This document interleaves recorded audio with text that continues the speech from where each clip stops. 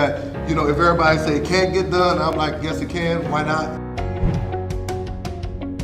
I said, if these kids can't read, then I'm not going to promote them. All this, mom, dad, I'm going to look you in your face and say, this kid can't read.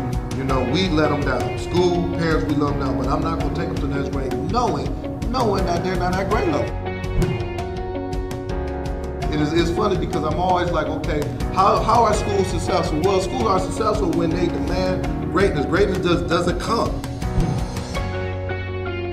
We're about to make history. We're about to learn. We're about to grow. We're about to make history. And then, mark my words, it's going to be other school districts, other places around it that's going to be doing this thing. We're going to be the first model. And I'm speaking that into existence, okay?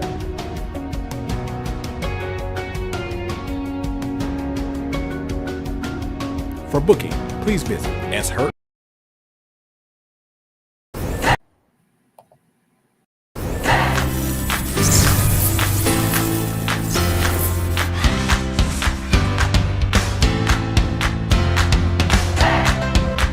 If you can really take the map and drive the instructor inside the classroom and link it to the M step, then everything will move. You see it? Ladies, third grade teachers, could you tell me, how do you think this professional development was for you today? Easy. It was productive. It was exciting.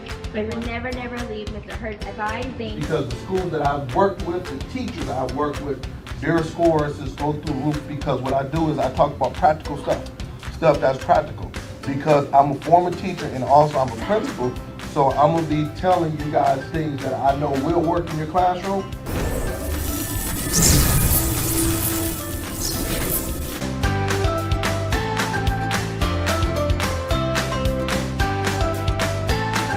For booking, please visit shurt. Good morning, everyone. Good morning. This is Sean Hurt with your Saturday morning podcast. And this is the first podcast in 2025. So I would like to say good morning, happy holidays to everybody. And come on in and tell me where you're coming from. This is going to be another explosive podcast. The title of our lesson today is called Coaching Matters. Techniques, principals, and leaders can use to coach their teachers for mid-year adjustments.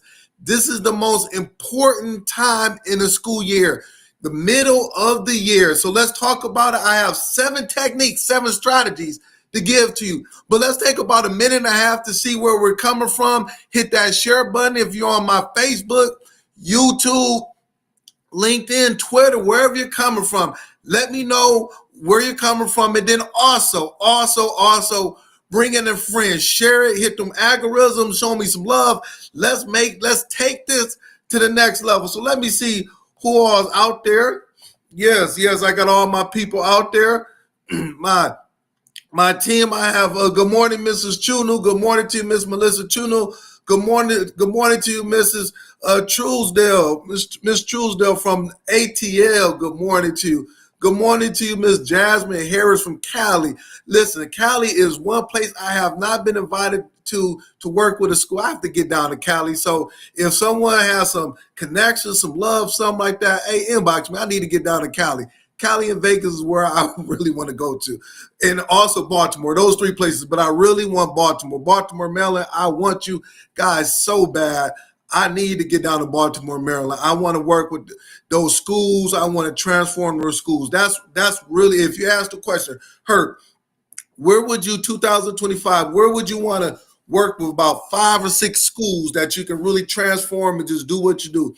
It would be schools in Baltimore, Maryland. Even though I'm from the Michigan area, Detroit, Michigan area, Baltimore, Maryland, for some reason, has been on my heart for the last couple of years. So if you know somebody, hey, holla at your boy. Good morning to you, Dr. Jeter. Good morning to you. Thank you, Dr. Jeter, for the Christmas card. I have it up in my living room. Thank you very much to you and your husband. Merry Christmas and happy holidays to you. I appreciate all of the support. Good morning to you, Principal Williams from OKC. I can't wait to get back and get started. I know you guys are taking that M step, and we got the state test coming up. So listen, this whole over the break, I've been thinking about you. I can't wait to get back at it, Principal Williams. Good morning to you and your team. Good morning. Kanae Rowland from Jersey. Jersey in the house. Good morning to you, Miss Rowland from Jersey. We got Miss Myrtle Beach. Myrtle Beach in the house. Miss Wallace, good morning to you. Good morning to you. Good morning to you.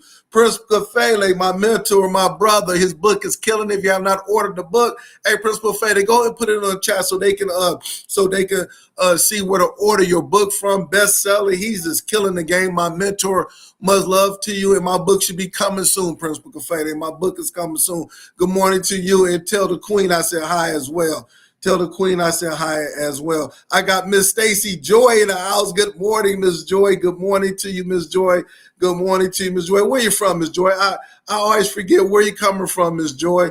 I got, I don't want to mess up the first name, Uttam. Last name, Debnath. I don't want to mess up your name, but good morning to you. Thank you. Happy New Year to you too, my friend. Happy New Year to you. And then I got Sheikah, Dr. Houston in the house. She come from Jacksonville. I know where you at, Dr. Houston. You in that warm weather. Good morning to you and my good friend Tammy Taylor, Angie B, or Miss Kennedy. You know, I know you, Miss Kennedy. Much love to you. One of the best teachers I ever had a chance to work with. She's just doing some big things. Good morning to you and your family. Roz Gaskins, good morning to you. I emailed you last night, Dr. Gaskins. I got my books coming. It was a little mix-up on my part, but I ordered mine yesterday, so it's coming soon. So good morning to you. Dr. Gaskins, put the link or put a picture up so they can order your book. We got Principal Fele, new book hitting, and also the Dr. Roz Gaskins. Put them books up there, so I want people to order that. Good morning to you. I got Mrs. Vance Daniels. Give me about 2 more seconds. I want to get everybody. Good morning to you, Brother Laws. Good morning to you. All right, so I'm going to stop right there because we got so much to talk about and deal with. So once again, good morning. Happy holidays, everybody. Happy New Year. 2025 is going to be great for everyone. So today we're going to talk about coaching matters. Coaching matters, okay? And being in education for 25 years, principal for over 15 plus years, the mid-year is the most important part of the year for your school. And I'm going to talk about 7 strategies that you can use in order to make those mid-year adjustments, okay? So that's what we're going to talk about today. But before we start talking about it, I always ask the question. What is keeping you up at night as an educator? What is the one thing that's keeping you up at night as an educator? Where when you go to bed at night, I know, or when you wake up, you're thinking about this one thing. It could be in your school, in your district, or in just education in general. I'm going to start it off. Listen to me. For me, what's keeping me up at night now is this. You have 3 months. Count them, 3 months or about 13 to 14 weeks until your state test. Most districts that I'm working with, their state test starts in April or either beginning or middle of April. We're in January. So let's count January, February, March. That's 3 months. Each month has about 4 months in them. So now we talking about close to 13 to 14 weeks, give or take. We got all of these breaks and things of that nature before the state test. Every school in the United States, all of my people that's on this podcast, you will be taking the state test. Your school will be judged by the state test. You can like it, dislike it, however it is. I'm not judging you by that, but your state test is coming up. That is why it is so important that we make mid-year adjustments. School's going to start back on Monday. Some of my administrators started back last week. That's why it is so important. So this is what I want us to do. Get pencil and paper out because I have notes. Look, I got notes front and back. You think I was playing? That last week I just been typing, doing my research. I'm giving you some information that will help transform teaching, your teaching, your leadership, and everything else like that, okay? Good morning to you, my good friend Greg Dawson. Much love to you, Greg Dawson. He knew me when I was back in the day in Oak Park when I was 9, 8 years old. We used to play basketball together. I used to always look up to him. He's a good brother. Good morning to you, Brother Dawson. If you got any products you want to share, hey, just put it in the link. Greg Dawson's doing some fabulous work in the metropolitan Detroit area, So much love to you. So before we get into mid-year adjustments, I want to show a video. I'm going to show a video why it's important. And this video is about a 2-minute video regarding the Golden State Warriors. Do I have any Golden State Warrior basketball fans in the house? Any Golden State Warriors? Stephen Curry, Klay Thompson, Draymond Green. So I'm going to show a video, but it's going to talk about the seventh game of they were 7th game playing the Houston Rockets. I'm gonna talk about it. And they were down by like close to 20 points at halftime. This is game 7. If they lost game 7, they weren't going to the championship. So I'm gonna show a 2-minute video on how they made halftime adjustments. Just think about it. Think about sports. This is halftime adjustments. You might have had a bad first half. Horrible. You might be down by 30 points. Your climate and culture is bad. Your teachers want to quit. Kids wilding out. All those things.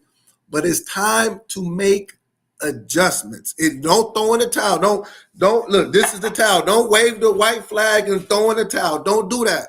It's time to call a timeout. Get all of your teachers together, 35 teachers. Get all of your people together in one room and talk about these are the adjustments that we're going to make. So to give me a few seconds, I want to make sure I set it up right. And as we watch this video, please take notes. It's not time. Let's take notes. Let's share, okay? Let me get it right and make sure we're all set. I want to make sure we got everything together. Give me a second. Make sure we got everybody going. Okay. All right, cool. I see it. Volume. I want to make sure we got the volume good. And it's mid-year adjustments, and then I'm going to jump into what we got to do. All right, let's go. What were you thinking and doing during the first half? What was your confidence level at that point? I was thinking of resigning. That was my first thought. I walked in at halftime. I said, I don't even recognize this team. We've been together for 4 years. I didn't recognize the group that we were seeing, but sometimes you forget. Game 7, you get some nerves, and there's so much nervous energy. And the main message in the locker room was we're down 11. That's about 2 minutes for us if we execute, and we've got to take care of the ball and we've got to rebound. The thought at halftime was how bad we played on the offensive end. Coach Kerr told us that might have been the worst offensive half we've had all year, yet we're only down 11 points. So we were actually encouraged, believe it or not. We knew we'd have a great shot in the second half. We just stuck together, moved the ball, cut our turnovers down, and make them take tough shots. There's a calmness at halftime in the locker room because we knew how bad we were playing. Looked up, we were down 10 or whatever. I think it was just a level of experience and just maturity from our group that helped us get to the finish line. I'm proud of our guys for the way they held together after almost coming completely unglued in the first half. But that second half was something. A lot of amazing shot making from some talented players. And there's a lot of just built up anxiety, I guess, about this moment. And when you walk off the court with the win and get this fancy hat, it's a good feeling. So, getting to the finals, do you appreciate it? Yes, because it's really hard. And so, all the smiles and embraces you have with your teammates, your coaches, is. All right, let's stop right there. Let me go back to where I need to be at. All right, so that video, and I'm gonna talk about the 7 techniques, but that video talked about, and you can use it for basketball, sports, whatever. You can use it for your business. You can use it for as a principal, as a teacher, just in life in general. It's never too late to make adjustments in your life. So this is 2025. It's the beginning of the year. You could be looking, and since I'm an educator, I'm taking it to the school level. I'm talking as an educator because that's what I do. The first 4 months could have been rocky, just like the Golden State Warriors. They said the first half was bad. But at halftime, this is halftime, we made our adjustments. We looked at what we were doing. We said, let's tweak this. Let's change this. Let's put this in place. Let's do this. And everybody was on one accord to do it. And then after halftime, they were able to win the basketball game. They were able to go to the championship. Now you say, Hurt, how does this relate to me as an educator? It is halftime. I'm telling you, you got three months, 13 to 14 weeks for the championship. It's called the state test. You can make adjustments. You can make adjustments to how you lead. You can make adjustments to how you teach. You can make adjustments to the climate of culture. You can make adjustments to how you deal with parents. You can make all of these adjustments now. Okay? So I'm going to talk and I'm going to share about the techniques because they hurt. I want to change. I want to make adjustments. What does that look like? What does that look like for me? I'm going to give you 7 techniques, 7 things. I probably won't finish all 7, but I'm going to go slow, but I want to really bring it out. Okay. The first thing that you have to do, and I'm going to relate it to sports, you have to look at the scoreboard and say, hey, we're losing 50 to 40. We're losing. We're actually losing. That's looking at the scoreboard to say, this is where we're at. Bring it down to school. You have to look at your data to see exactly where you're at. You have to. That is non-negotiable. How can you make adjustments unless you look at your data? All right, Hurt, I'm getting it. What data do I look at? You must look at your iReady data because about 25 of my people use iReady. You must look at your NWA data. About half of my people use NWA. You must look at your STAR data. Whatever the district data says, or whatever your district does, that's what you have to look at. All right. So now I'm looking at my data. I can't just be naive to the situation. I must look at it, deal with the elephant in the room. We're losing, or we could be up. However, and then from there, set goals for the end of the year. So now if we're losing by 10 points and it's 50 to 40, I want at the end of the game to win 100 to 95. That's my goal, is to win, but I want to win by 5 points. Same thing with you. If we are low academically, if we only have, I'm looking at my data and I'm saying, golly, only 25% of my kids are proficient in mid-year in reading based on my district assessment, I want to go from 25 to 45 to 48% proficiency by the end of the year. I have 3 months and this is my goal. So I stand in front of my team. So I'm standing in front of 80 of my teachers, custodians, everybody in my building, and I put it up. I say we want to be at 49% reading. Currently we're at 25%, and these are the things that we're going to do to get there. Data analysis and goal setting, number 1. Talk to me. Hit that share button. Let me know if this is sounding good. That's number 1. How do we make mid-year adjustments? That is the first thing that you do. All right. Yes, I told you, look, this whole week I've been waiting for you. I'm coming in strong in 2025. I'm coming in strong. I'm coming in strong because this is what we got to do. I want schools in California, Florida, North Carolina, Jacksonville, New Jersey, Michigan, Detroit, Ben Harbor, you name it. I want you to win your championship, and this is how you win it. All right. Number 2. Someone has said, Mrs. McCann said, love that. Yes, it could be done. Yes, talk to me. Hit that share button. Number 2, I need you. This is non-negotiable. Hurt. When you say non-negotiable, that means you got to do this. I need you to do classroom observation. You must spend at least 65% or more of the time in your classroom. Inside of the classroom, okay? You cannot neglect these steps. You got to be in the classroom. You can't say, all right, we're going to set our data goals, and now you just in your office on the phone, emailing and whatever. You got to get out that office, and you got to spend 65% of your time in the classroom. Not to evaluate. I'm not saying evaluate, but you got to look at what the instruction is looking like in the classroom. At least 65. So you'll spend about 5 or 6 minutes in each classroom. You're not evaluating, but you're just going in there, looking, seeing, seeing what's taking place. Just like a coach in football, basketball, or any sport. You don't say, all right, here's the game plan, and you stay back in the locker room and start eating hot dogs and popcorn and just kicking it. No, you don't do that as the coach. You put the game plan in at halftime, and then now you sit on the bench with your glasses on, like I got my glasses on, and you're watching the game. You're strategizing. You're saying, hey, Kevin Durant, Stephen Curry, go over there. Such and such, move over here. Draymond Green, set the pick.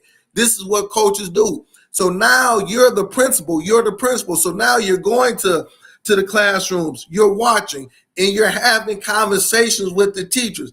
Good job. I like how you were circulating around the classroom. I like how you had the kids in small learning communities or small groups. I like how you was able to stretch that question. I love how all the kids was engaged during that math lesson for the 8th graders who are 13 and 14 years old. I like how those 8th graders were engaged during the math lesson. You're coaching, and you're just not coaching one time, but you're coaching every day to be able to get them to the championship. But you cannot take teachers to the championship or your school to the championship if you're not in there coaching, talking, and giving feedback. And it doesn't have to always be pencil and paper. Sometimes it does, but it could be saying, hey, good job. I like that lesson. You're doing good. How does that sound? Talk to me. Talk to me. How is that sounding? Is that sounding good? Yes, Dr. Jeter, you're sounding great. Thank you. Thank you for the feedback. I got Greg Dawson, Brother Dawson, Learning Communities. Yes, that's how you do it. We sit back and we say, man, why is our schools failing? Why is our kids wilding out? Why is the teachers trying to walk out and quit? I was the principal. I was in those situations. I knew what it looked like. But when I said, all right, we're going to put this plan in place, these are the strategies, it changed. Things started to change. Ask Miss Kennedy. Ask Miss Kennedy. She was my kindergarten teacher for 3 or 4 years. I forgot how many years. She saw it.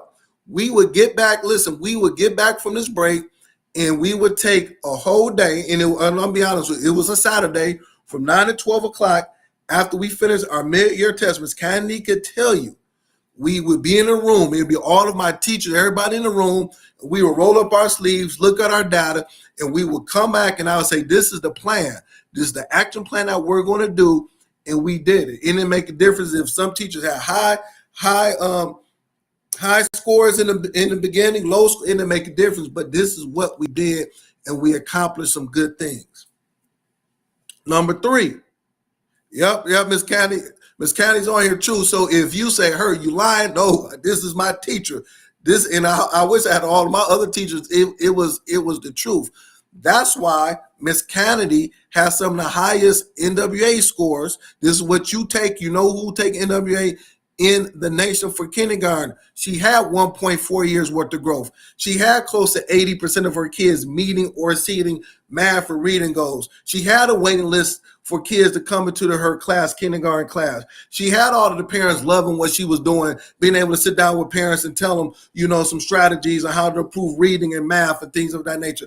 That's what we did because we had plans in place. We did exactly what I'm telling you to do on today. Next one, number 3. I got 7 more minutes. Stay with me. Number 3, you must give the teachers the right professional development. You must give the teachers the right professional development. What comes up under professional development is targeted workshops who should come into your building and sit with your leadership team and your teachers in peer coaching. Now, this is where I come in place. I have and I'm going to put it out there. I work with schools all over the world. Principal last week after my last podcast, he reached out to me out of Mississippi. Can we sit down and talk? Because I need you to come to my school. We got it all together and we're moving forward. So somebody like myself, somebody like Create and Educate, somebody like Principal Kafele, somebody like Josh Tarver, I'm just giving names. We call ourselves the Fantastic Four. These are the people that are experts in the field. You must have people come in to support you in professional development. Where do you get your professional development money from? I'm going there. You look at your Title I, Title II, 31A line items. And this is how you bring people in. If you can't bring people in, you got books. Like I have 2 books, or I can't bring you in. I have 2 books. I have one for how to improve inner city schools. The other one is for parents, because we neglect parents. Schools are personal needs off my website for parents, for the leadership team, and things of that nature. You must give your teachers professional development. It's just like in the NBA or NFL. If they see that a person is having a problem with their jump shot, that means they're having problems with their jump shot. They bring in a shooting coach. They go out there and say, hey, I heard that you can help people work on their jump shot or work on their dribbling. They bring coaches in to work with their people, to work with the Stephen Currys, the LeBron James, and the Kevin Durant, and whoever it is on their jump shot, on their dribbling. They bring people in. It's not saying that you're not a good coach, but the best coaches will say, I don't know it all. I'm going to bring the experts in that have a history of good achievement. They have a history. They have evidence. I'm not just looking in the yellow pages and say, all right, I'm going to just close my eyes and pick somebody and come in. No, they say, okay, this person has changed schools. This person has increased student achievement. This person knows about inner city education. This person knows how to transform schools. I'm bringing them in to help me, my leadership team, and my teachers get to the next level. There's no pride to this. It's not saying you're not good, but you want to win a championship. You have 3 months, 13 to 14 weeks. Help you, help your leadership team, and help your teachers. Oh, I'm saying something good now. Professional development, targeted workshops, and peer coaching. Oh, got Dr. Jackson and my good friend Dr. Jackson. See, listen, we got superstars on here. He's one of the best educators out there. He will tell you these things this way he's doing as assistant superintendent. He's been on all different type of districts. This works. This works. Number 4. So we got number 1, data analysis and goal setting. Number 2, classroom observation. Number 3, professional development. Number 4, feedback and reflection. Number 4, feedback and reflections. You must give feedback to the teachers. And it has to provide specific, actionable feedback that teachers can implement immediately. I'm going to say this again. The feedback has to be very specific, actionable feedback that teachers can implement immediately. So consequently, if I'm coaching Kevin Durant, LeBron James, or whoever, I'm saying LeBron James, dribble 3 times right and pull up for the jumper. I'm giving feedback. Dribble 3 times left and take it all the way to the basket and lay it up. That's feedback that could be implemented the next day.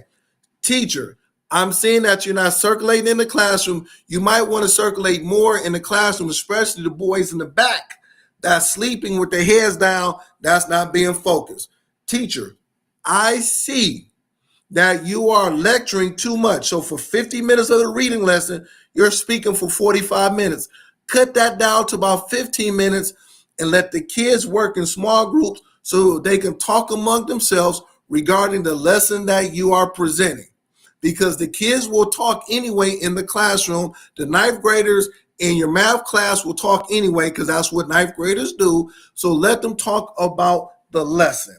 That is called provided specific, actionable feedback that teachers can implement immediately. That can be done immediately based on you, classroom observation, going in there, watching, and I'm giving feedback. I'm not making the teachers do 25 different things. That's where you're wrong. Give them feedback, tell them to do it, and it's not a thing that's called criticism. Feedback is not saying that you're a good teacher or a bad teacher. It's just feedback. Feedback is there to help you to improve. Everybody needs feedback, all right? Oh, man, it's 10:29, so let me stop right there. I'm gonna do part 2 next week because I still got 5, 6, and 7. So just really quick, make sure you go to my YouTube page, subscribe to my YouTube page. I have thousands of videos on there. Share, like, get them algorithms up because I want to take my podcast to the next level. If you need me to come into your district to help support, inbox me now, and I will message you. We can do a virtual meeting and we can move forward. It's really that easy. But like I said, keep moving forward. This mid-year is the most important thing. I want everybody to go to my sisters, Create and Educate, watch their podcast. So once again, thank you very much. I appreciate all of the support. Happy holidays, happy new year to everybody. And let's take 2025 to the next level. And if anybody have not told you this week, I love you. I thank you for all the support. I appreciate all of the love. Let's have a blessed week, 2025.